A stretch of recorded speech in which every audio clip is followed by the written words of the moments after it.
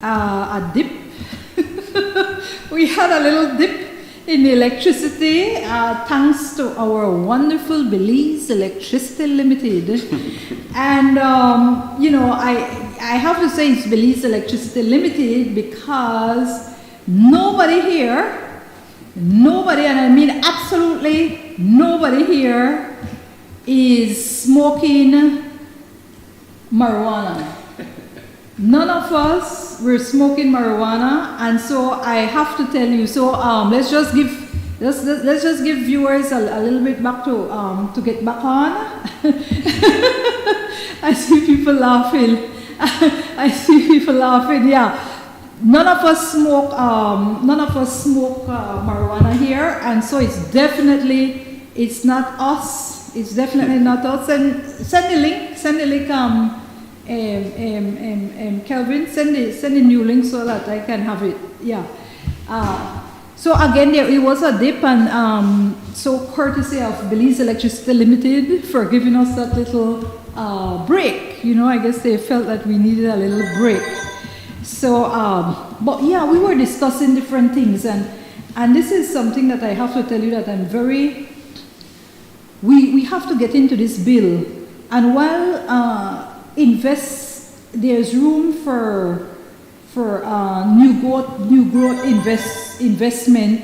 I honestly feel that you have to be careful in terms of how you try to attract investors into this. But Belizeans will tell you, and I think the average Belizean will tell you that these particular industries ought not to be a free-for-all open industry for foreign investment. It ought to be one primarily open and accessible to the average Belizean. What's your thought on that? For that to happen, you have to put it in the bill, like legislate that. Because they only have 30%. I know that they have certain percentages of 30% and things like that. Yeah, but it's not much because I can easily manipulate that. If me and your friend I can say, okay, you just go on paper, you're going to own 30%, and I'm going to transfer the money to your account, and you're going to have that shares. But in reality, I'm going to get back the money anyway. So what I would have done was put a percentage of production on foreign investors. This way, your Belizean investors will have the market, because you're looking at foreign investor people in the US who already have millions of dollars to just go and invest. Yes. And then when you're looking at Belizean, they're totally green to this market. I haven't met anyone who have grown commercial cannabis here in Belize at all. Okay. So yes, there have been people who grow some in their backyard or in a farm in the bushes, and you see on the news they get destroyed by the security forces. But commercially, compared to what we see in the US, I haven't seen anybody. It's very difficult to grow, and you're talking about indoors. You don't want to grow outdoors. There's many things that can go wrong with growing your product outdoors. You can. Why but not you have to understand outdoors? that, Yeah, tell us. We don't control Mother Nature. Okay. Indoor, I can control everything. The temperature, the humidity. It's very, very important. Okay. Because if it's too hot, it will stunt the growth of the plant. If it's too cold, it's going to stunt the growth of the plant. Well, we always see Belize, and I also want to get with the different types of marijuana. We always see on the news, you'll see people having their all those little plants. You'll have them on different land in Belize. They're just out there. Some you're going to see in buckets. In the States, people will grow them in buckets and things like that, and I'm sure in Belize you'll see them in buckets as well. But so you're saying that there's a difference, and so these people, because I also noticed the acreage, you're saying no more than 4,000, right? Is it 4,000 square? Well, that is for the social equity license, which is a license for a smaller grower. Smaller growers. Yeah. So you'll be able to be a big grower. You're a cultivator. You got cultivation. So what is it? it's a process. You have to have experience in growing. No, we need to know, We're not have, saying you will do it, but we're saying what does it open for? Because 4,000 square feet is not much. 4,000 square feet. Yeah, that's why I said if you're going small. to calculate down to, it's like you're looking at about 63.25. If you do the math, 63.25 feet by the same. So it's 63, maybe 65 by 65. Some house that is 75 by 100, 50 by 100. So it's not much. It's not going to be profitable for a social equity license. It's not going to be profitable at all. But that's what they have. That's the amount. But that's for like this. Very that's small. For like what they say, the small man. The small man. There is no profit. That's a backyard gardening man. There's no profit in that. From my experience. And for the cultivator, what is it? What? It's over 4,000 square feet. Over 4,000. Anything over 4,000 square feet and over, you have to apply for a cultivation and it's indefinite. license. Yeah, as long as you can. As long as your business plan, your security plan, your energy plan, which all they require, can support.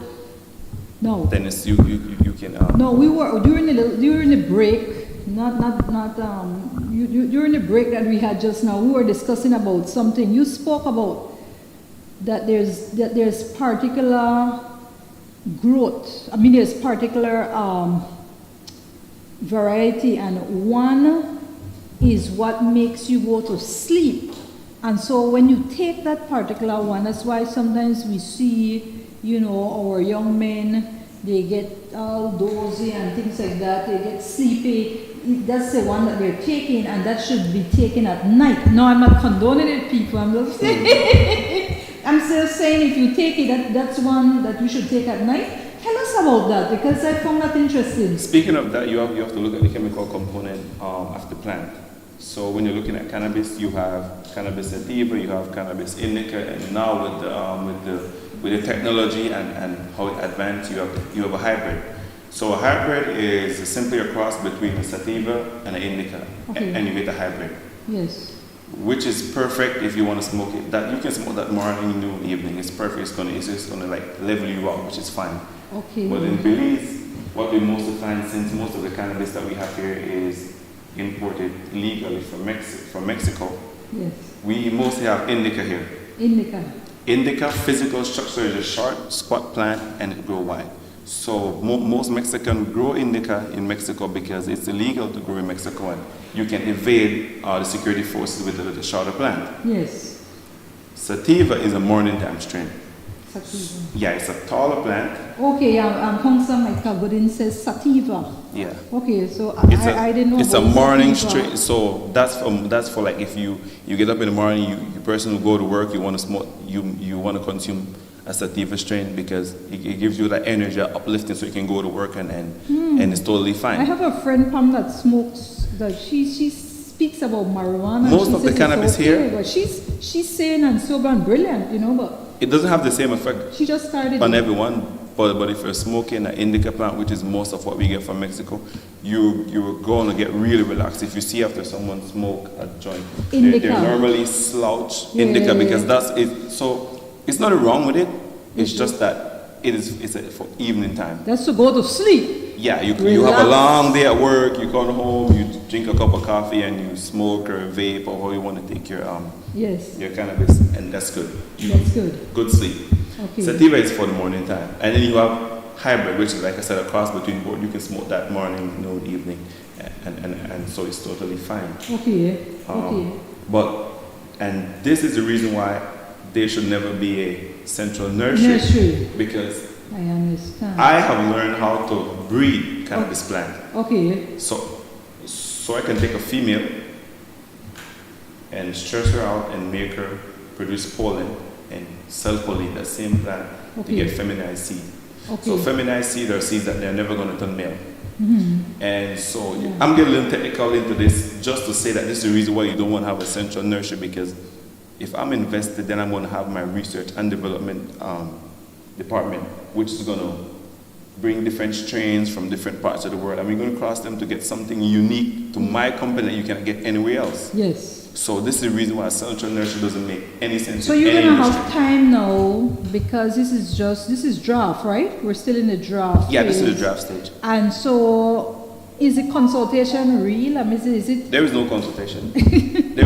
I've been a part one, and that was probably in 2020, I think before COVID. I'm not sure if COVID was on, but we did it live with, what's this guy named that did. So he is the hemp consultant for Belize. Okay.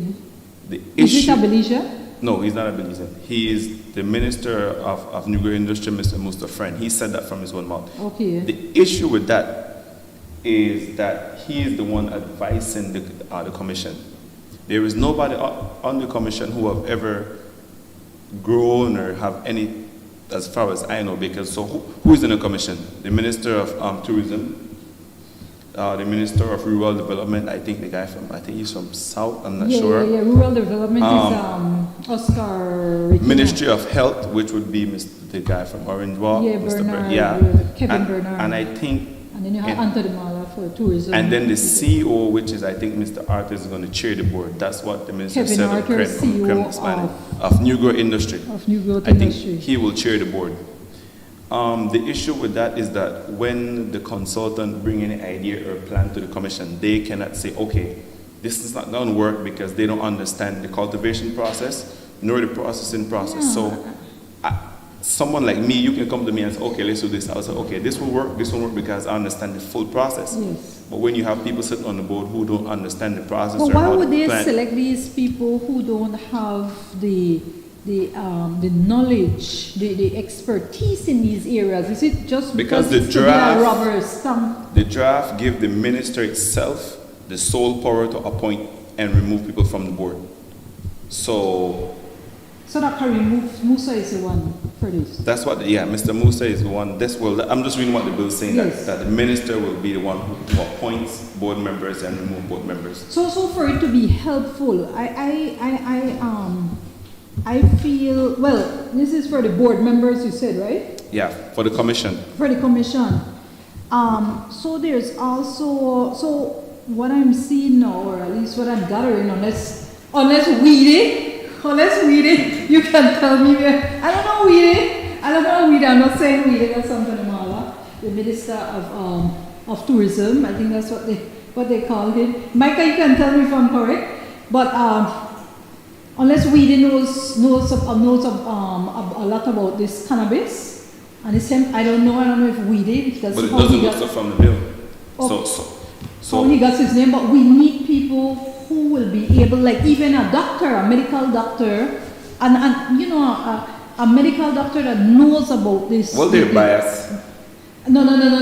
There's some medical doctor, and I'm not sure. I may be wrong, but Dr. Koyar, he seems somebody like he might be open to this thing here. So let me put it into perspective. I have the information here that let me see if I have right. The Belize Medical Dental and Association. They put some information out to the government that they require, right? Yes.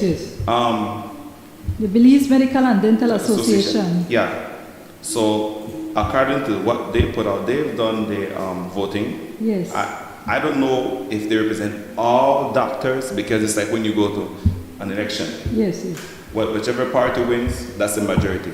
Yes. It doesn't represent 100% of Belizean idea or how we feel about a certain topic. Yes. So they're saying that only 25% of their people in the medical industry approve of recreational marijuana. Recreational marijuana. So get this, 75% said, okay, medical marijuana.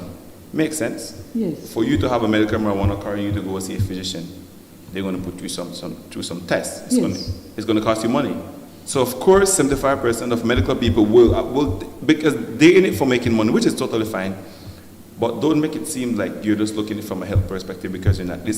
It's all about money, and we understand. Because even in the US, for you to get a medical marijuana card, you have to go see a licensed physician, and they're going to recommend, okay, maybe you need 5% THC and 10% CBD, or 10% THC and 5%, which is totally fine. Yes.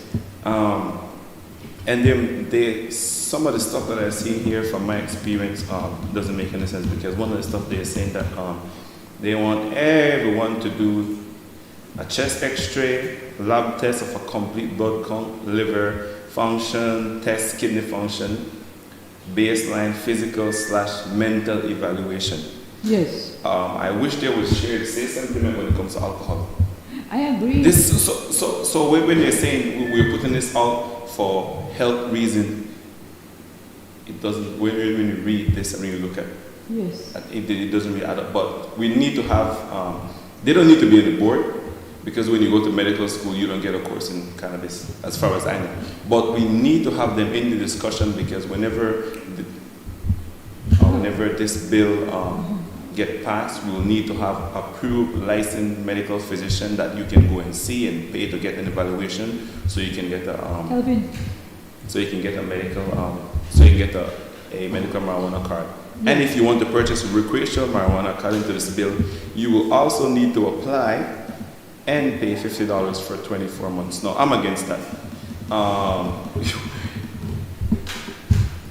$50 for a medical marijuana card. Like, why would you have to pay the government to purchase something that they didn't create? They didn't create this industry. So I saw that, and that was one of the things I saw. And only 28 grams? I don't smoke. Everybody knows this. Who knows me? I probably don't even drink alcohol. Okay. All right. But so you're talking to two persons in here discussing this. Don't smoke and don't really take alcohol. The government is in the business of collecting tax and making money to reinvest in the people of Belize. Yes. When you're saying that you only want someone to purchase 28 grams of cannabis, there is a restriction.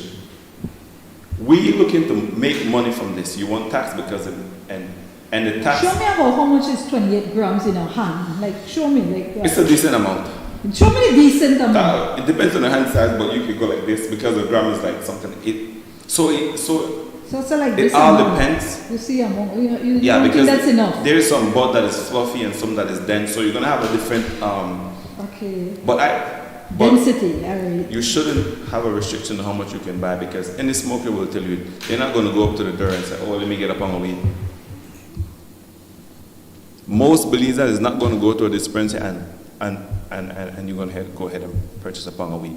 Like you're going to purchase maybe for smoke for a day or 2 days and then you go back again. Okay. Because. But number one, they'll be able to go every day and get their little roach or whatever. Yeah, what if you don't want to go every day? Maybe I can go and purchase a week's supply. Yeah. What about fishermen? Fishermen shouldn't be smoking this thing one eye, man. Yeah, we shouldn't drink and drive. Leave the fishermen for them to focus on the seas and on but the you seas, should leave it you open. Know, there's other drugs. You should leave it open. Around you should leave it open. The other big issue with this bill is when it comes to the processing license. Yes. I've been to processing facilities in the US. I understand the entire process.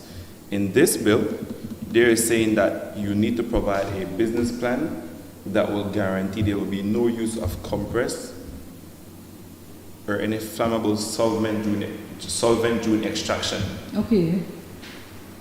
Now, anyone who is in the cannabis industry, a lot of Belizeans don't know this. Some do not.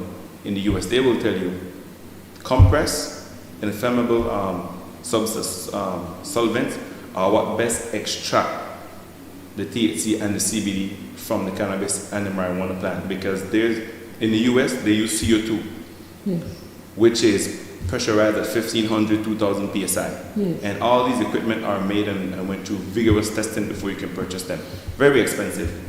There's hydrocarbons, which is a mix of propane and butane. Those are all flammable. So if you're saying that you don't want them to use these type of solvents to extract, yes, the only other solvent is left to extract with is solventless and water extraction, which is not good to bound with the THC, with the trichones that you see. If you look at some bud, it looks like there's sugar on the bud. Those are trichones that hold the THC or CBD. So practically you're saying that we don't want no extraction.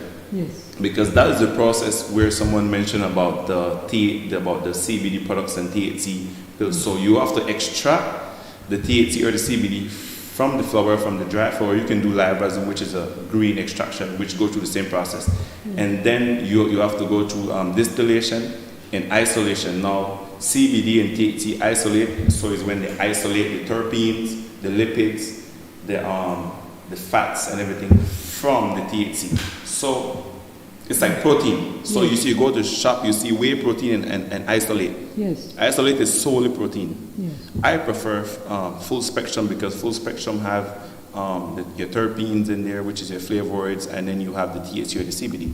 So you know, as you're speaking with me, I have to, while we're speaking on this particular bill, look at the commission and how you're speaking at me. Now, I don't have this background that you have, and clearly you have this, you're very knowledgeable in the area, you understand? And these things are what is needed if we are going to move forward with this industry. Now, again, fully understand that you do have the churches in particular, and you have a large number of the medical community who are not supportive of it being recreational. All right, so we can put that out there. Recreational, not medicinal, recreational. And you have these particular individuals who may not have that background. Just quickly though, Chrissy says, and Micah Gooden says, sativa stimulates, indica puts you to bed. And so I guess, and I'm glad that you brought this up because I didn't know these particular differences. And then Chrissy Moore said the cartels have invested lots of money on developing medicine. They use innocent people to test the first samples and then kill them. Have some at the moment, who to sell it, what are the contacts. So the point is that what you were saying just now, as I was listening to you, I want to know that this particular industry may move forward, may. We're in a consultation phase. You are bringing up certain areas that are of concern to yourself, and I'm sure to many others. The next consultation will be when? Have they set a date for the next consultation? They're not and doing, it's not real consultation. They're not doing consultation. So when they go to the House and they say that their meeting and consulting is with private sectors, senators. And that is what the churches is saying, because I hear them saying that there's no consultation, and I know you're reiterating. I was in Antigua this. Antigua, Guatemala. No. Antigua, Guatemala. Right? Okay. They did, I think, 2 or 3 years of public consultation. Yes. Whereby the government side come out with their people and they sit and they dialogue. That's how it they ask should be. questions. And just to give you an example, when they went ahead and issued the first cultivation license, it was issued to a foreigner. And I think it cost them like $350,000 US after fees and investment. So you're looking at maybe almost about $1 million when you're looking at it. And he had a cultivation license, so they're going big, which makes sense because he was the first one who got the license. So it does make sense for him to go large because he's the first, which does make sense. I say that to say that this is like we're gonna put the regulation and you're gonna follow it. That's it. Yes. There's no. I haven't seen any public consultation. You haven't seen it. And one that we and that wasn't a consultation, I would say, because we sit and it was online via Zoom. Yes. And there was Mr. Musa and there was Mr. The CEO, yes. Mr. Arthurs, and then there was the kind of, I can't remember the guy name, the gentleman that said that he met Mr. Musa years before this and they become friends. He came to Barbados Estate. And that's so how he came. So now this you look at it and say, who else you feel should be on the commission? Because I'm looking at this. There's no representation from everybody. You have someone from the front. So someone should be from the churches. I would put 2 from the medical community. I would put 2 separate. I would put a group of people that understand business. From school too? Because you're asking for business plans. So when you busy people to review the business plan and say, okay, this is good. You should be, and then you need a regulatory body who understand the cultivation, the processing, licensing, testing from start to finish. Because yes, I don't know if the Minister of Tourism have any knowledge of cannabis testing, what to test for, what to look for, how much parts ppm, which is a part per millions of heavy metal and pesticide, whatever to look for. Yeah. We don't know that. The minister from Mr. Artis, we don't know. Yeah. So you need to have people in there who have experience.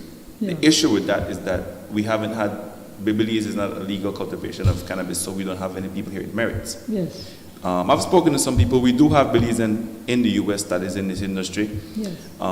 So I think what they should have done first was go public and said, hey, is there anybody out there who have knowledge of this? Come forward, let's meet, discuss, and go and then team up with the cannabis consultant, which is the guy that comes in that will be sitting on the board.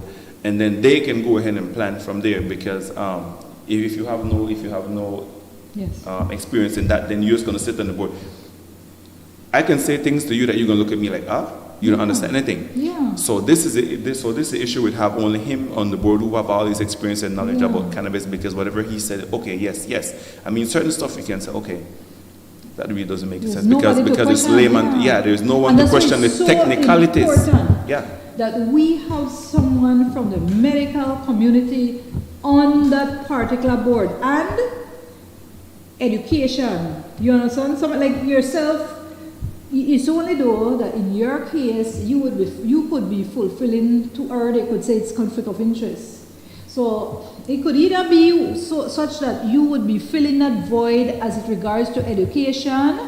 So someone who has the educational background to deal with that, and someone who also would be in the business. So you would be killing two birds with one stone. But at the same time, they could say, well, that's conflict of interest because there will be certain areas that they would want to put forward. Maybe you're not supported. So, however, you can also look at it in such that, you know what?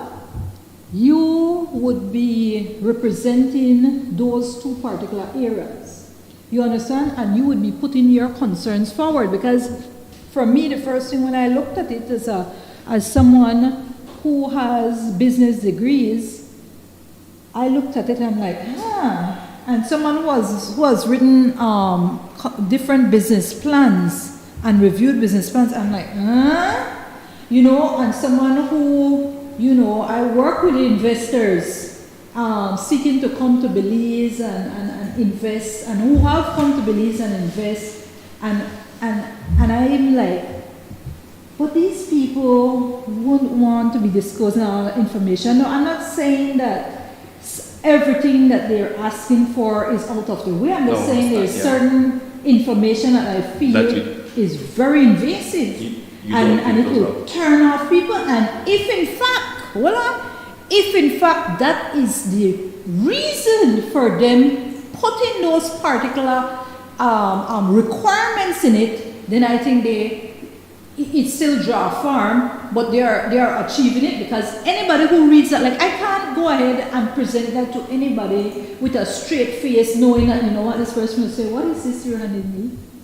You know, it's too invasive. They dig down like Ajax. But we had something like that played out. I don't know if you remember years ago, whereby I think someone took beat for they stole some idea for this. Yes. So that is just one example, because when you're asking me to put a business plan together, it was BTL. You're asking me for a financial statement, my financial projection, my income statement, my asset, my capabilities.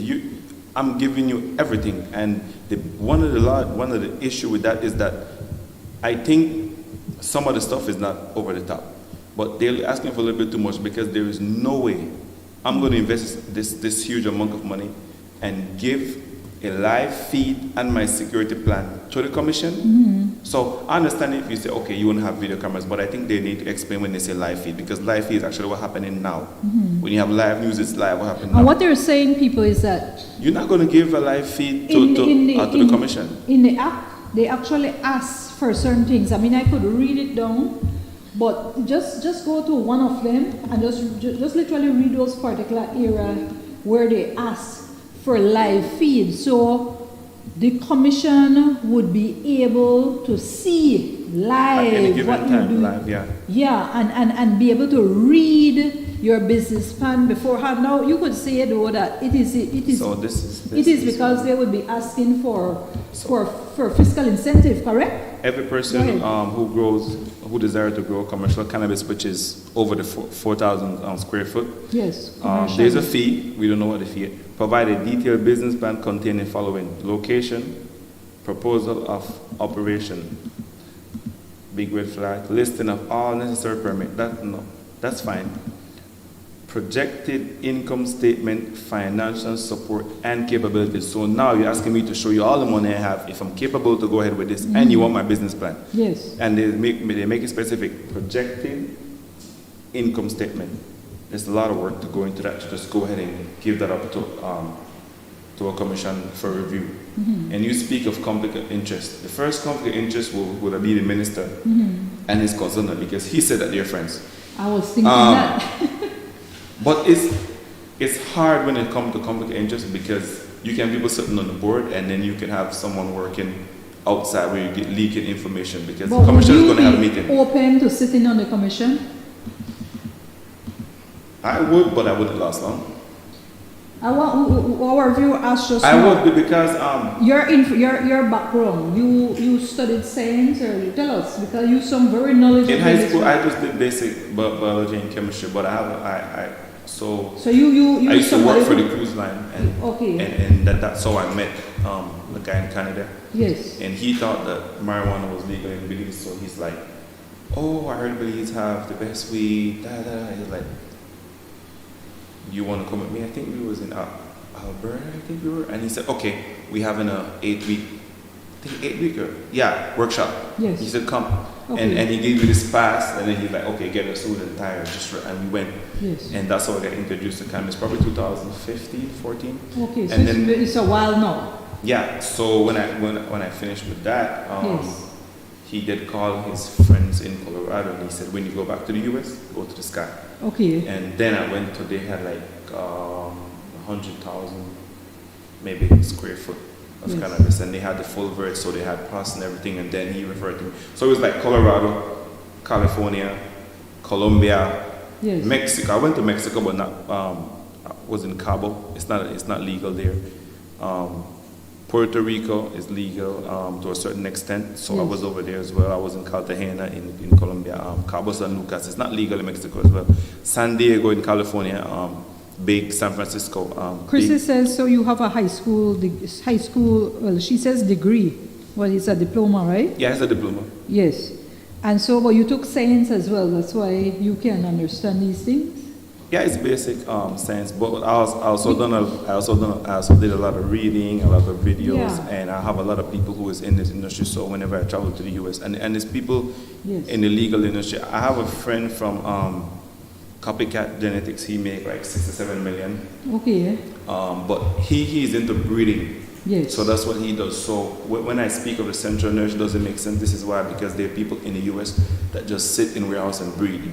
They bring Afghanistan, Kush, they bring Hindu, they bring this, and they just cross breeding. You've done that as well, right? You've done I've done some breeding, some cloning, and I've done tissue culture. Tissue culture. Which is where most of the cannabis industry is going, because tissue culture is like a cleaning process. You have to be very sterile. So you take a small part of the plant and you go in what you call, it's like a thick solution, they call it agua, and then you put it under certain hours of light, a certain temperature and humidity. Use cloning gel. There's technical side to that these people does, but it cut costs, because instead of you going to the central nursery to purchase seed and clone every single time you reap a crop. Yes.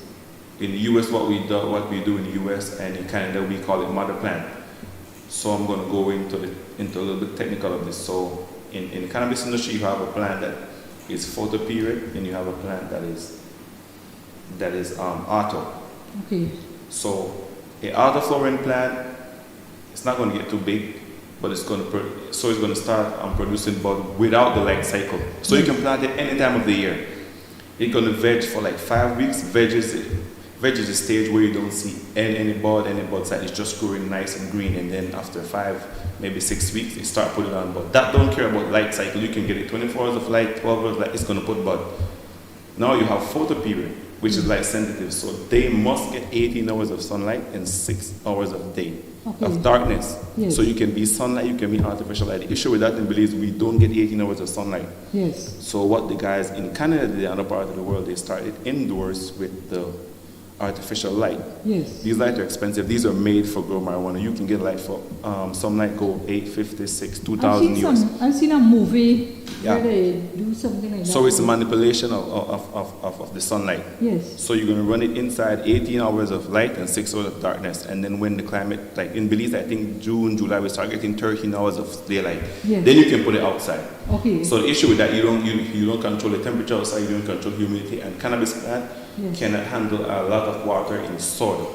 Okay. Because now in the US, the people growing cocoa, which is a grow medium, you have grow them cube, which is something look like cotton. Yes. And the fastest way to grow is hydroponic, so there is no soil. The roots just sitting in a bunch of water, you get air and nutrients 24 hours a day, and you have a life cycle. Okay. So I say that to say this, that I can leave a plant in veg for 2-3 years without putting on anybody, and then we just go and take cuttings from that to clone, to keep the exact plant to keep going again. So it saves you money. Yes. So that's something in the bill that I think they'll need to clarify, because when you're saying you must purchase from the central nursery, Yes. what does it mean that every single time I reap a crop I need to go and back to the nursery to purchase, or I can leave my mothers in veg, which they do in the US, Yes. or tissue culture, Yes. to save the specific genetic strain, Yeah. because in tissue culture it grows like so really slow. You can have it in a jar like this for like 5 months, and so you can manipulate the growth to save that specific strain, Yes. to save you money. So you And don't that go back sounds and buy that sounds like sense, man. That sounds like sense. But who would own this central nursery? Is it government owned? Will it be government owned? That's a big question, because the government shouldn't be in the business of investing in this industry. Yeah. My thing is you go ahead, you regulate the industry, Yes. and you step aside, make sure Yes. it is enforced, you make sure you collect your tax and take the tax money and let it work for the people of Belize, and you keep out. Okay. So this is a question we need to ask people. They are proposing this particular industry, but when you read the bill that they have, everything is a central There's nursery, Cen- right? A central nursery,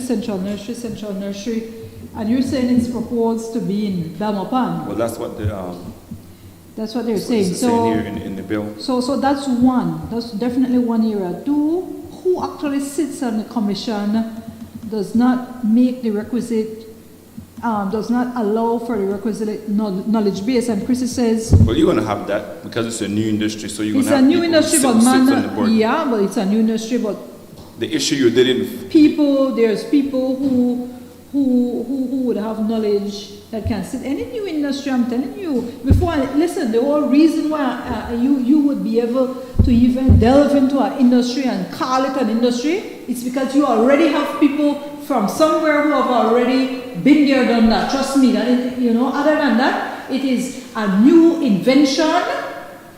And so then that would not be an industry initially, it would be a new invention, and you're starting to, get into that, starting to produce and deal with that new invention. This is not a new invention. This thing, whole.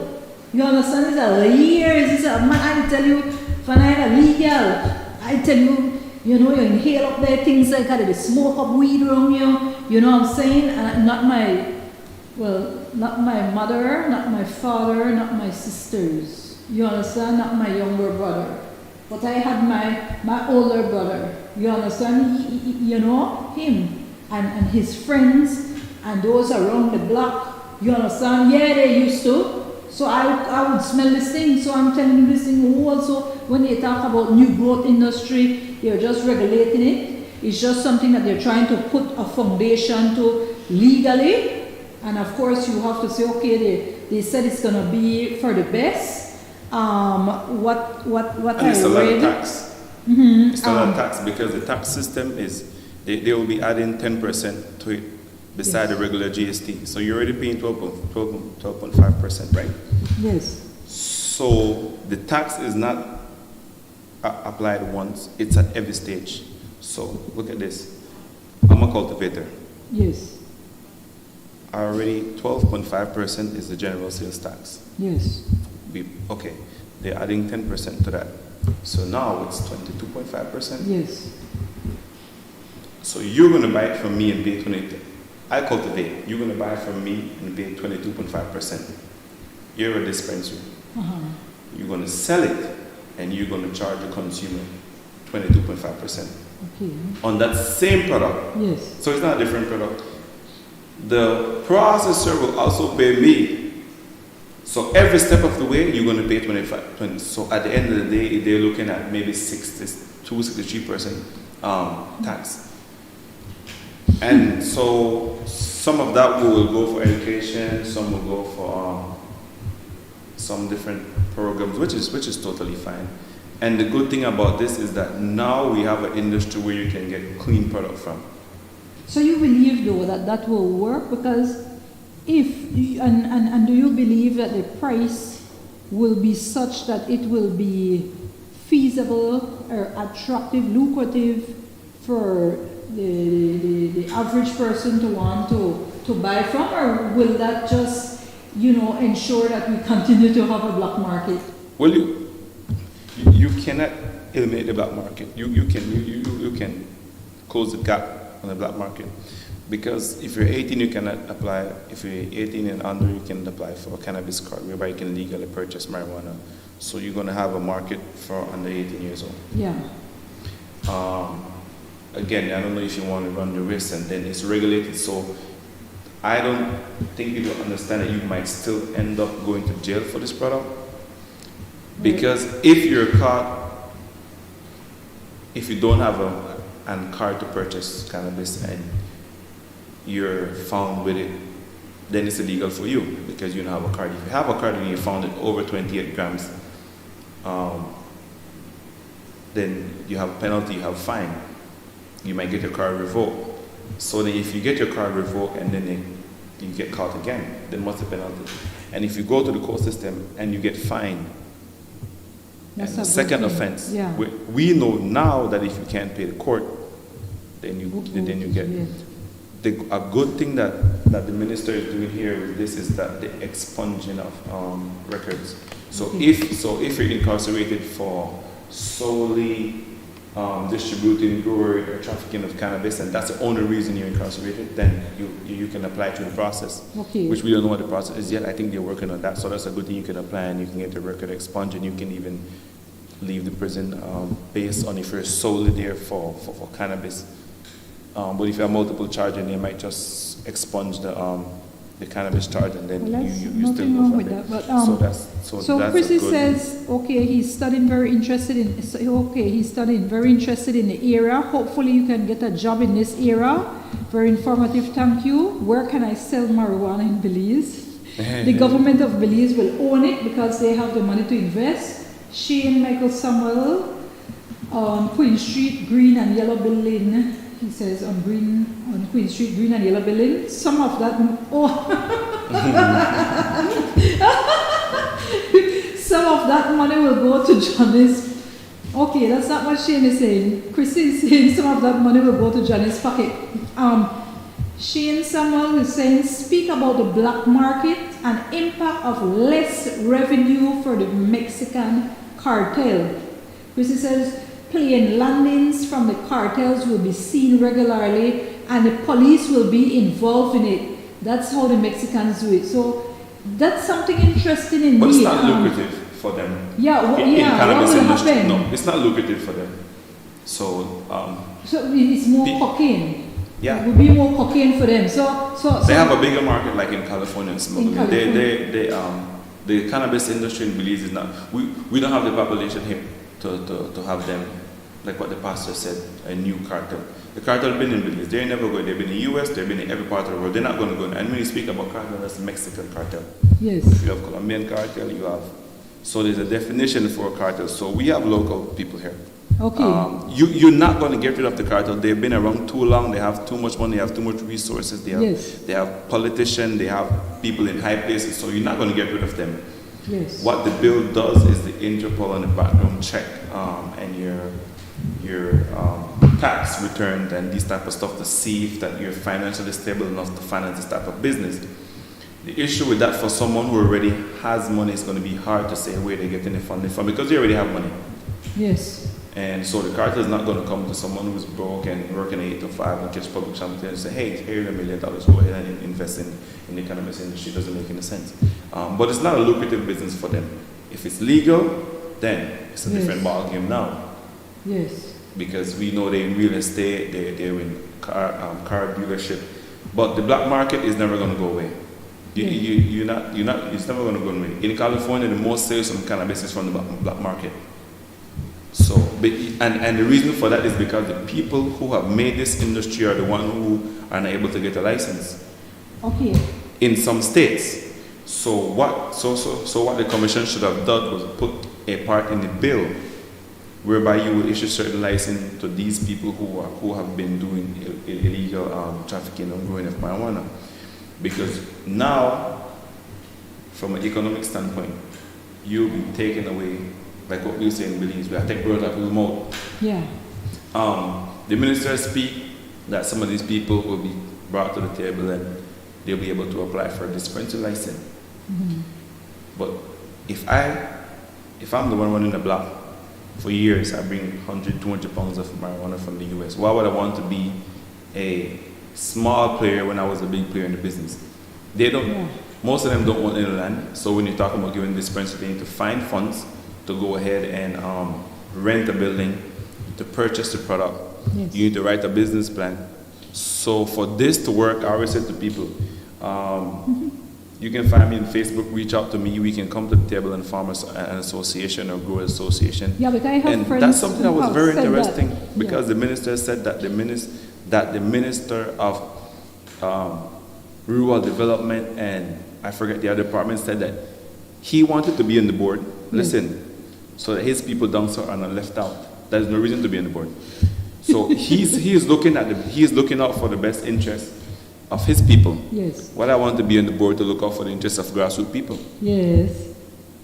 Because what I think they should have done, in this bill also speak of cultivation license and dispensary and launch consumer license will be distributed based on geographical location and market demand. Yes. So it means, okay, so let's say we're consuming maybe 10,000 pounds of cannabis for the month. Yes. And we reach that threshold. There will be no new license issuing. The issue with that, it is not the government place to restrict business from opening up. Mm-hmm. If you want to open 50 or 10 fried chicken shop, you can go ahead. Fast food, you can go ahead. Let them go ahead, pay the registration fee, invest in business, let the business fail, and they go away the business. And then you leave all the business people in the business. Because it's not for you to say, okay, you can open a business.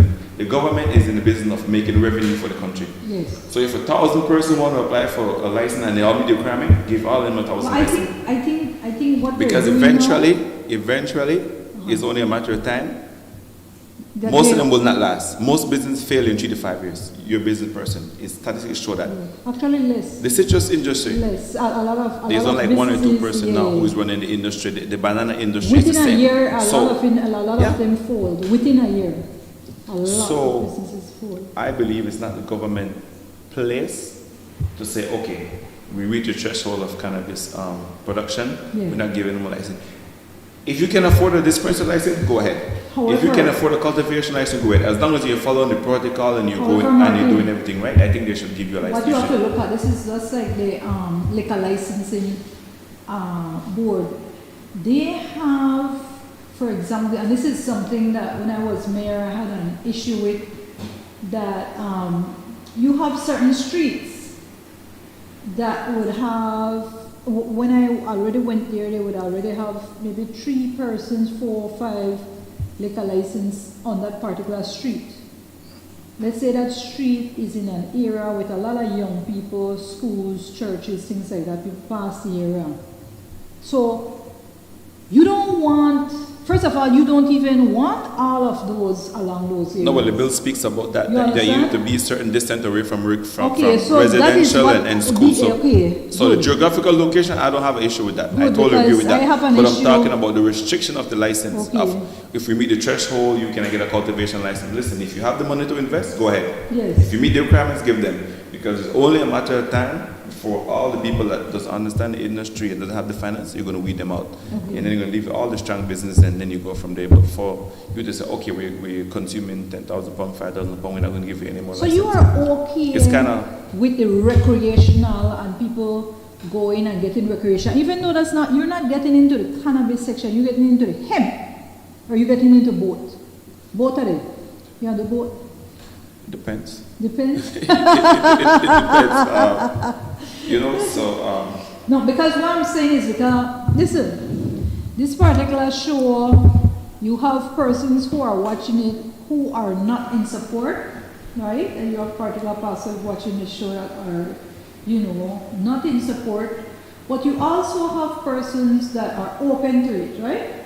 Open to it. For me, I am not in support of it in terms of it just being readily available to young people. I don't support that at all. Yeah, this bill doesn't provide that.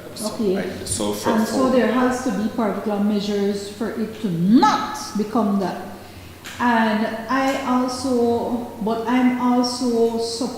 supportive of it for medicinal use, for areas that it has research have stated that it does impact positively, in particular persons who need it. And why? Is because I actually have, like I told you of one instance, and that's not the only person who say that it helps them medically. It does. And so I knew these people before they took it. And so for now that they say, well, they have to use it for that, the only thing is, like this particular one, right? I'll tell you how much it has.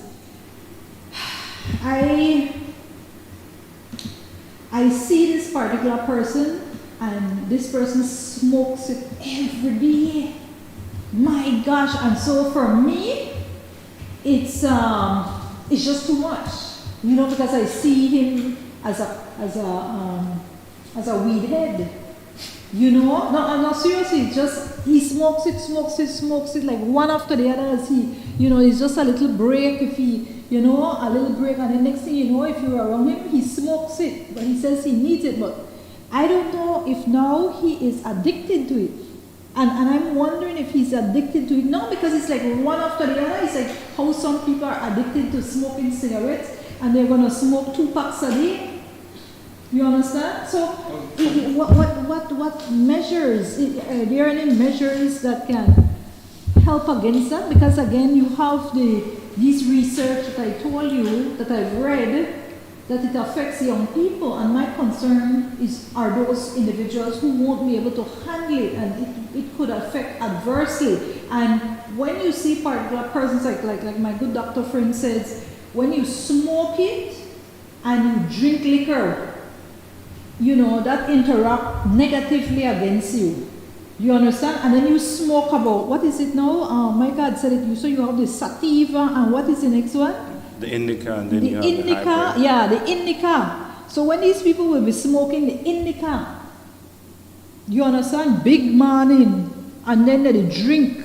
It's just like it's just, this is the reason why. So now this will be education. People have to teach them which one. Okay, and maybe put a little thing, just like how you have your. Well, that's a part of the testing. Your drinks, just Yeah. like how you have, what you have it, NyQuil and you have viral grip, I think, during morning, viral grip and night, viral grip. Yeah, but sativa is not, it's a nighttime strain, so it's not going to necessarily put you to sleep, but it's going to relax you to where you can so you're fall gonna put asleep. it, So may it's put a sleep aid. it may cause drowsiness. You're going to put it, may cause drowsiness, right? Well, I don't think you want to put out the cannabis because it'd be like, then they're going to restrict you from relaxation. No, man, but we have to tell the truth here. Yeah, but it doesn't mean if you smoke, you're going to Remember, go sleep. this is an industry. It has to be treated just like how you treat, any other product. And if it causes, and just like drugs, this is looked at as a drug.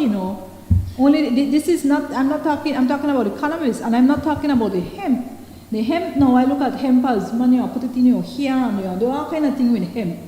But now cannabis now, depending on what call it, THC. THC. Yeah. No. That's a psychoactive component that you find in marijuana. So that particular thing has an effect on people, and so we're just looking for the safety of people, It's hard to you're not going to mitigate you're not going to get it. There is no bill, there is no country, and it's never going to happen. We're going to go where you can stop the use of 18 and under to use it. It's not going to happen because if someone who doesn't smoke can apply for a card. Yes. And someone can give them money to purchase 20 grams and give it to the kids to smoke. Yes. How are you going to police that? It's hard. You lock up in a house on a weekend, you go to a farm, you go on a fishing trip, you go on the key. But in black and white, there are regulation here that is stringent to say, okay, if you're 18 younger, you can apply for this card any at all. That leaves the black market open. You're never going to get rid of that after black market just because of the age range. Yeah. And then if you say, okay, 12, you can get a cannabis card, people are going to go crazy. Yeah. I'll be one of them. The good thing about this is that now you're going to have people under 18 consuming a clean product. That's how I see it. Okay. You understand? Because when you I get hear it what from you're saying, yeah. So the farm in But you don't believe people should be smoking cannabis. You already said that. Yeah. Okay. But put that out there, people. If you're going to smoke it, then you're going to smoke a clean product because we don't know what they grow it in Mexico, the pesticide, the what they call GCMP, the good manufacturing practices. As far as I know, it's only the flower that we get from Mexico. I'm not sure if they get edibles or anything. I'm not aware of that. Mm-hmm. But the bud itself, it is not. So you haven't tasted a weed either? One of the. Oh no. No, because most of the weed is from Mexico. Well, most of the weed, okay. Yeah. You might have some that people get from, say, what they call foreign weed or foreign kush, which, again, but from a FDA standpoint and the regulation, when it comes to organically grown, Mexico is a negative then because it's going to cost a little bit more to grow organic for an illegal product. And we don't get the best product from Mexico. We get the worst. Yeah, that's what I've heard. All the best product they send to the US and other parts of the country that have a larger population so they can make more money. So if people were worrying about the cartel coming in here, then they'll go into legal business. And you cannot worry about that because there is no country in the world that hasn't had that influence of cartel. They're in politics, they're in real estate, they're in everything. So you're not gonna get rid of them. So, but politics, real estate, one thing I've been in. What other areas are you feel that is not good for the bill? Is there any other areas? Ophir Casanova says, really informative. Congratulations, Ms. Zenaida and co-hosts. Thank you very much. You understand?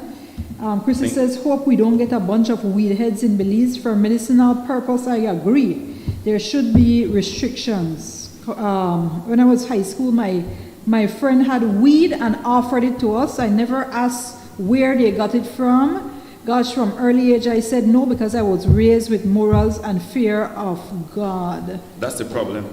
That's the problem. They have a smear campaign for cannabis. And there is nothing wrong with cannabis plant. There is absolutely nothing. It's one of the best plants, I would say, when it comes for medicinal purposes. But people have to understand. For medicinal purposes. You can smoke for medicinal purposes. No, for both recreation. For both recreation, yeah, but you wouldn't. But so how? Not smoking. No. But how are they to take it? You don't support them smoking it. Yeah, because for health benefits. Okay. Hold on. You don't support that people smoke it, right? But you're okay with it for medicinal purposes. But you also said you're not against it for recreational purposes. In what way, since you would recommend them smoking it, in what way would you say in what a weed, I would say a weed fudge, or what is it? What is it? Is it I would say get into a edibles, weed shake? I don't know. edibles, vape, but it's more potent. Okay. When you so a vape or edibles. So like the weed fudge. But it's more potent when you consume THC. Back to the chemistry and biology of the plant. Yes. So when you grow a marijuana plant, you don't get THC. Yes. You get THC, which is tetrahydrocannabinol, this acid Okay. So you need to add some type of heat to activate acid. Then you get THC. Yes. So this is the reason why if you like eat a bunch of weed, yes, maybe you get high. It's Yes. not as bad. You smoke the weed, Yes. you don't get really as high because what happened, the heat is too high for the cannabinoids, so it burns it, so it damages it, so Yes. it doesn't. You don't get 100%. You doesn't get 100% of it. So this is why you see people can smoke 1, 2, 3 joints of weed. Again, Okay. the other factor that is not high quality weed. okay, I got you. So when you're consuming Yes, cannabis marijuana products, the THCA is activated at a slower pace, at a lower temperature, so you don't destroy the THC. This is the reason why you can smoke 5 to 7 joints of weed, but if you eat one candy or one cookie, you get high, you can fall asleep because Yes. the process, you get more of the THC by cooking at a lower temperature Yeah. for a longer period of time. okay, You're not going to overdose on cannabis, so you're not worried, but you can eat probably a whole pound, you just probably fall asleep and wake up Okay. after a couple of days. So it is not a dangerous plant. okay, If it's grown organically, the issue is people say, oh, weed this, weed that, is because people have grown it with other chemicals, people have laced it with other synthetic drugs to have you addicted to it, keep coming back. So when you see people smoking 1, 2, 3, 4 joints, it's because it is not a high quality weed. go ahead with the areas, whatever areas there's concern, because if you're pointing that out, we definitely have to look at those. I mean, you're somebody who has studied this bill very well, and you're knowledgeable in this particular area, so we need to hear from you. I will not talk. So when it comes to the commission will oversee the premises issued license act, develop, train, manage, operate central nursery. They should have just said, you know what, the consultant will do all of this, because the minister that is currently sitting on the board doesn't have this knowledge, I'm sure, because we haven't had commercial cannabis grown here. So how are you going to know to market the product? I mean, marketing from a basic standpoint, if you're a marketer, you get that. Mm-hmm. And but when you're marketing a specific product, there are certain ways that you market a specific product. In marketing. Yeah, so he definitely can come in that section. So he will need to go and learn and understand it and understand the plant itself and how it's marketed from an international standpoint. Because people say, oh, the minister said we don't want to make Belize a weed destination. That's what we should do. Mm-hmm. Because when you go to Puerto Rico, the huge marketing is based towards the overnight tourists and the cruise tourism, because that's where the money is, because they don't mind paying $25, $30 for a gram. Yes. Most Belizeans is not going to pay you $60 for a gram of weed. Hell no. So the pricing, again, you have to look at the pricing, because if you're a Belizean investor and you put in all the money in this, your price point probably is going to be a little bit higher because you're growing a smaller amount. And so that's why he's on the commission more than likely. It's because of the tourism. That definitely makes sense. He have bringing BTB and however, you've made a good point, because even though, and I know Anthony, we used to go to school together, and so I will tell you that he does have a background in marketing. So that's good. That's a plus. Because We when I need was people like studying, these. afterwards he said, I'm going to go study, and he went afterwards, and he was working while I was studying, and then when I came back, then he went to study. He did his degree. But I will tell you that you may need somebody immediately though on the commission that already has the background that is necessary to help steer the ship well for Belize. Because just having that particular individual on it may be risky for this industry at the onset, no? Because he's an investor too in the US. I think his company, so look at this. So that's a conflict of interest. The industry in Belize is named the New Growth Industry. Yeah. His company I think in New York or somewhere is named the New Growth Industry Investment. So I think that's the New Growth Industry. If you can go online and check. You're gonna have to look at that, because he's already in a little way kind of marketing his brand name. He brought this product here. He brought some CBD. I think he brought some CBD products, some tablets and stuff here, and he was showing the child safety lock and all of these stuff again. Okay, so Belizean will have to go and source these type of containers, which is child safety approved. You have to twist it and press, like some of the medication you have to press, and there's a little, so you have to go and sort this out. So that's what they said you're going to have to use and things like that? Well, that should be in when it comes to testing and GCMP, which is good manufacturing practicing and packaging and stuff. When it comes to the packaging, there will be label companies that will have to apply to the commission to get a license to print label, which doesn't make any sense. Yeah. Because as long as you have a testing lab, testing is a big issue. I believe these stuff would have need to put in place before the bill because, okay, so if I have my cannabis grown, they read, they dry, they cure, everything. I'm going to send them to the testing lab, and the testing lab is going to send me back an email with my lab report saying, okay, this strain that you grow, this is a batch number. They have 10% CBD and 5% THC, which is going to consider a medical strain, or for recreational use, it's going to say, okay, well, you have 10, 15, 20% THC. Yes. As long as I have that information, I can forward that to the commission and I can print my own label. Now you will need to go out, and so all of this is just expense on expense on expense, and it's going to trickle down to the consumer now, because you're not able to deliver your own product. So if you grow marijuana, you're not able to transport it. There will be a transportation license. There will be a security license. So you won't be able to hire your own security. You're going to need to get a security company to provide security for a license, and they're going to have to give the names to the committee. You're going to have the vehicle description sent to the committee that will be transporting the cannabis. So it's really so this new growth industry seems to be that they're trying to make a lot of. It's going to be hard for like a regular person to get a license. Yeah. Especially if you want to cultivate. Okay. Because you have to have fence. That would be one of the things. I mean, most places have fence, 24-hour cameras. Some people have drones flying around.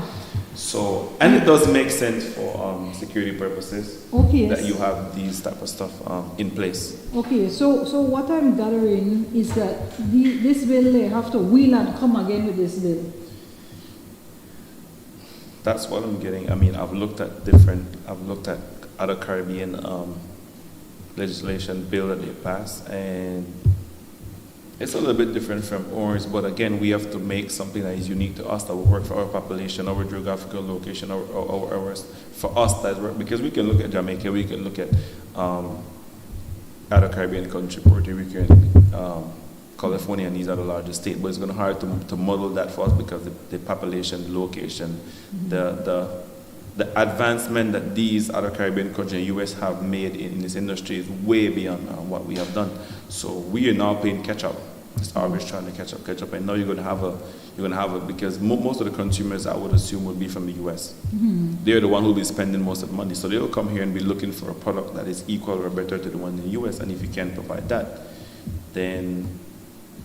But you can also cater for the Belizean market, which most Belizeans they're not used to that American grade of marijuana. Some do because they do get it here, but like most people that go to 8 to 5, they just want to smoke weed, get high, and go to sleep.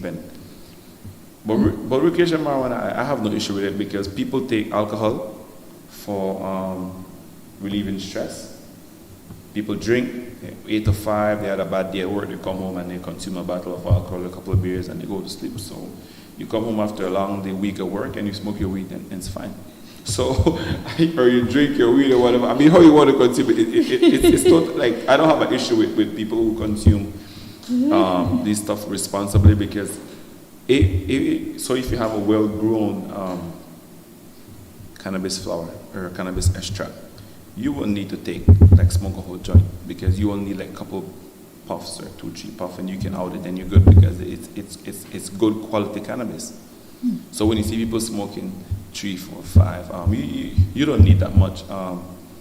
Extracting, again, I don't know if anybody's will get into the extracting process because it's very technical, it's very scientific, and then the bill said you can't use flammable or compressed items, which is the most used. It's the most versatile because with hydrocarbon it's like 70% propane and 30% butane. The reason for this is because propane evaporates at a lower temperature than butane, but it binds to the trichones. So trichones is so when you look at the flower, you see like there's sugar, salt, there's something glass in it. Yes. That's the trichone. In the little mushroom head, if you use the magnifying glass, that's where you hold the THC. So these hydrocarbons bind to those at certain temperatures, and it's sub-zero. So normally you raise the temperature of you drop the temperature of the hydrocarbon to minus 30, minus 40 degrees, and then you pump it in the tube, and then that you soak the buds with it. There's the machine that is a closed loop process. So you extract, you go out, you go from minus 0, minus 40, which is really extremely cold. You go and then you go into a different column that add heat. So it's closed loop because you use the same hydrocarbon over and over again. So it's recycling to you use it over and over again. So to not use those is I don't know. It's very that has to change, because what that does now is where you can extract your terpenes, which are your flavors. So you can put the buds in it and you can extract only the flavor and only taste. So it's like eating a mango with no taste, but I already extract the taste. Yeah. And then you can add it back to the finished product to give it that high terpene taste. And this is something that people need to understand. Again, it's not the highest THC cannabis marijuana get you the best smoke. It's some of the cannabis that have the best terpene profile, because the terpene profile is what gives you that entourage effect. It helps it binds to the CB1 and CB2 receptors. So you can have a weed that has 25-30% THC. It doesn't smoke good. You can grow something. You can get something 15% THC, and it's a really excellent smoke weed, nice flavor, and everything is good. So again, all these stuff need to be looked at when it comes to extraction. So there's a lot. We said they will have to hire scientists from abroad. President says they'll have to hire scientists. Not necessarily. UB have some brilliant students. Yes. That I can say for a fact. Chemistry student can get a bunch of job. Brilliant. Biology student can get about. So the mechanical industry people who is in electrical and mechanical engineering at UB, okay. I would legislate that you hire a certain percent of these people in the bill, just so we can create. We definitely so you can say, okay, these people, a group of people must get this job. Yeah. You can bring foreigners in to work with them, but you must have a group of beliefs on the bill, because if not, then if I'm coming from the US, I'm just going to bring my crowd of people with me and apply for a work permit or pay, and then just go ahead and get the business up and running. Yeah, that's a good point. There's a brilliant student in UB. Yeah, oh, yes. We have brilliant students here, and this is something that I think the government will look into, especially UB. We have in Galen, we have in different universities, that have these type of program running. And tissue culture and cloning, they teach that in school. I mean, you just need to probably take a course to understand the cannabis part of it, because it's a different plant. You have to understand the plant. And then the hemp, though, I also want to just reiterate the hemp part is that what I really foresee and hope that our people, if it goes through, is that the point is we need to get people to process, to manufacture on these areas, because there's how many hemp products is there? Hundreds of products. Yeah. Hundreds of products. And it's on top. And it's on top. The reason being there's not the machinery for it. Yeah, so this could be an area. Listen, Guatemala is a big market, you know. I've been to Guatemala. It's a big market. Big market. Yeah, they do like 56, 57 million US dollars a year worth of hemp product. Okay. So there's a company in Dubai who invests. So because it's illegal to grow hemp in Guatemala, which is next door neighbor, we should be making millions of dollars from Guatemala. Yeah. So they get the products, they get the raw material, process it, and they ship it. Who gets it? Dubai? I'm not sure. Yeah, but there's a huge investment company in Dubai that actually have partnership in Guatemala. So they get the raw products sent to Guatemala. They make fabric and stuff, and then they send it back to the US to their retail stores and stuff, and it's big money. So if we were to get into it, especially I'm looking at hemp now, is that ensure that it's not just a raw product that we deal with, that they will also be processing into different manufacturable products. But it's hard though, because the factories, that's where that's the problem, because capital will be needed too. You're not going to make money growing 10, 15, 100 acres of hemp. Yeah. when I was in Canada, there was like miles of hemp, and they have these January that go ahead and reap. So it's a double reaper. One go to the ground, take the stalk, and one go to the top, and they take the bud with the seeds. But how about the soil? Have they looked at it? Like, for example, when you're in Jamaica, they have, what is it, Blue Mountain? And you hear about, Blue Mountain have the nicest coffee, So you're in Blue Mountain, Blue Mountain trying your coffee to see if it's the nicest coffee, you're in Colombia. They have a nice. Yeah. I'm in Colombia trying to taste their coffee. And I guess if you're a connoisseur of coffee, then you'll know the difference. Would that be the same as it regards to, let's say, hemp and cannabis? Hemp, you have connoisseurs. Hemp is very resilient. They would pay more, and let's say Belize has an area, a tract of land or a particular district that has this nice fertile land, and is that something that would be, that's something that could be looked at for a niche market too, right? It's rich organic. The good thing with hemp is that it cleans the soil. I don't know if you remember the bombing, I think the US, the nuclear bomb in Hiroshima, that's how we say it? Yes. So over there, they've been planting the industrial hemp in the entire area that got the nuclear bomb, and so what that does is clean the toxic, all the poison and stuff from the soil. So it's a very recyclable crop to plant, because probably from 1 day, 1 to 120 days, you have your hemp growing. Belize have excellent when it comes to soil. Yes. We need to test the soil because cannabis is a plant that's very nutrient dependent. Yes. So I've been in agricultural farming for over 20 years. Yes. Because I grew up on 20 acres of land. So even up to now, my dad still plant. We don't really plant as much because we moved out and get job and traveling and stuff. But we never used to test the soil. Yes. We just put the sweet pepper tomato in the plant, and we go to ProSun, get the fertilizer, and we fertilize the soil, which is totally fine. Yes. The thing is with cannabis, it's you have to look at the NPK, which is nitrogen, potassium, and phosphate. So in different cycle of the plant, you need to raise the nitrogen, lower the phosphate, lower the potassium, drop the nitrogen, raise it. So you have to understand the nutrition of the plant. You have to look at the heat, the temperature, humidity, all of this stuff stunt the plant growth. And if you're going to invest hundreds of thousands of millions of dollars in industry, you need to maximize your yield from that specific plant. So you don't want to be, this is not a guessing game.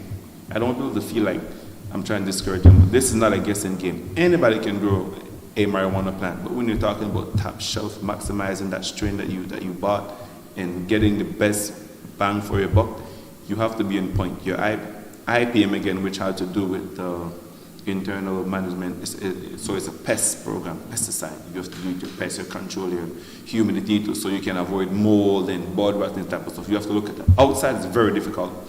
So because if the bud get wet and it doesn't dry in time, the bud start rotting. You have to look at pesticides. So outside is very difficult. You can grow outside. I've seen many outside farms.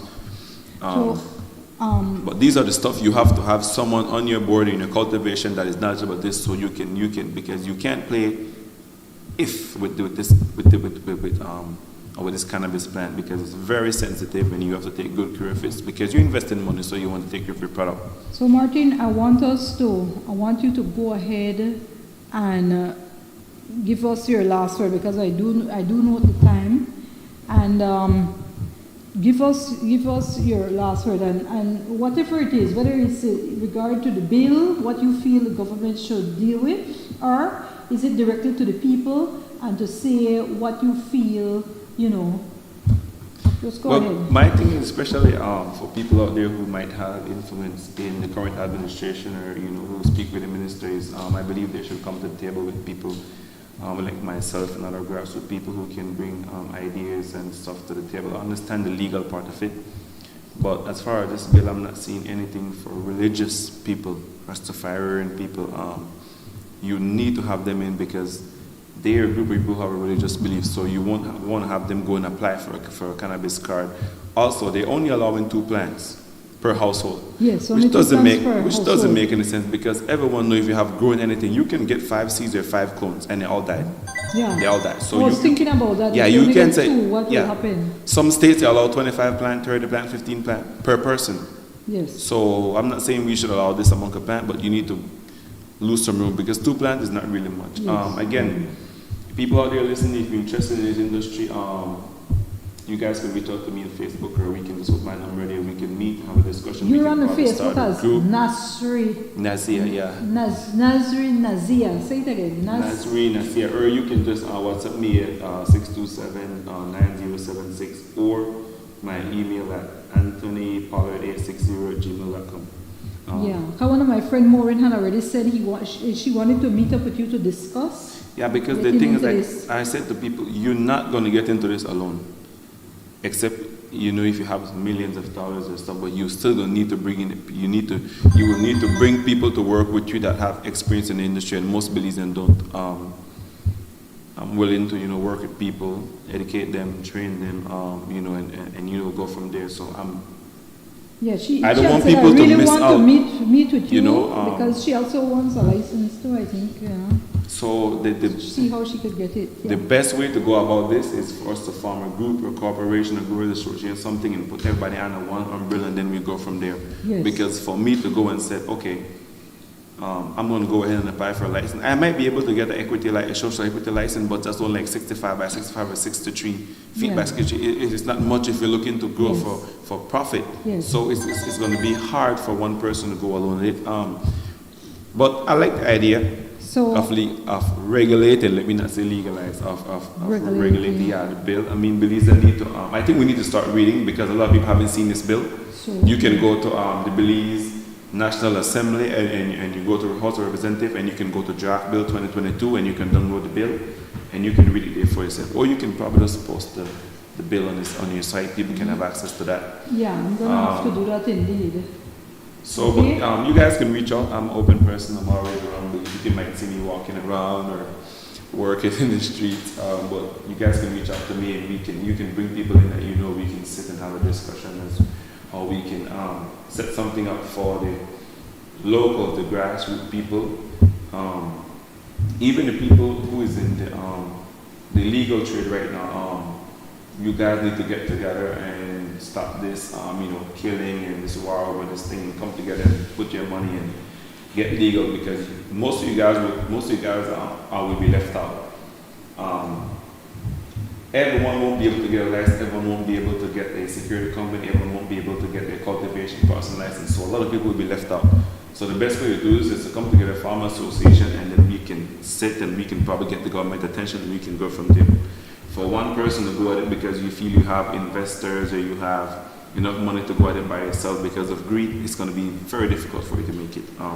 So I think unity is strength. One other thing. Freedom can breed chaos. Yes. So people need to have freedom to make choices. So some will consume alcohol, some will consume marijuana, some will consume water. People need to have freedom, and that's your liberty and your given rights. So yes, we can have regulation to that type of stuff. Moderation too. But you can get high from medical marijuana too. So you don't need to. It's not only recreational. So the business, the dental association also said 15% THC was the limit. They can say that because I'm not sure if they have grown before. We both can get the same cut, the same clone, maybe the same seed. And the potential of that seed is 15%. You can get you can get maybe 16%, 10%. I can get 5%. So it all go back to your growing skill. We can get the same strain. Yes. So it's hard to put a THC or CBD percentage on a certain plan. So it's people with nice conversation. Thanks for the support and the comments. And so you know how to reach. He's on Facebook, Nasri Nazia, NASRI and of course you can also reach him on his phone number once again. 627-9076. Okay. If you guys don't get, you can just reach out to Ms. Moya, and she has my number as well. She can get in contact with me. Yes, I can do that. We can go from there. Definitely, I can do that. So, again, this show was brought to you through the courtesy of Sea Belize Vacation Rentals. We are located at 5 miles Philip Golson Highway. It's right, the second cutoff if you're coming from Belize City, after Halover Bridge, right next to AQ Auto Rental. By Halover Bridge. So for those who are near to Belize City area, it's closer, Ladyville or whatever. Again, awesome 40-foot pool, 6 foot deep, 3 foot 8 inches for those people who don't know how to swim or those shorter people. And it's awesome. We have different rentals with different amenities, all of them. You know, you can see on www.cbelizevacation.com. And of course, there's a Sea Belize Vacation Rentals Facebook page, so you can see all these beautiful units at different, amenities. So go ahead, and for your real estate needs, you can contact us, and you can also contact Shepherd Belize Realty. So I want to go ahead, and with that said, say a blessed good night. We're going to see you next week, same time, Tuesday at 7 o'clock, and have a wonderful weekend. We're going to go ahead, and you can view the Sea Belize Vacation Rentals ad. So have a wonderful and blessed day, and thank you for all you faithful viewers. Love you guys. Have a wonderful weekend. Bye-bye. Good night. Looking for the ultimate sea view getaway? Then Sea Belize Vacation Rentals and Tours, located at 5 miles Philip Golson Highway near the Halover Bridge, is your perfect sea view getaway. Come relax in one of our beautiful air-conditioned sea view apartment, studios,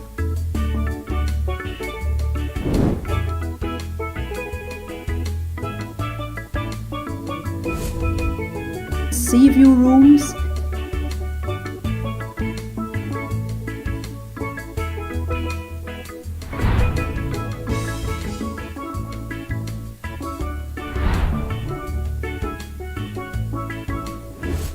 or suites, all with flat screen television,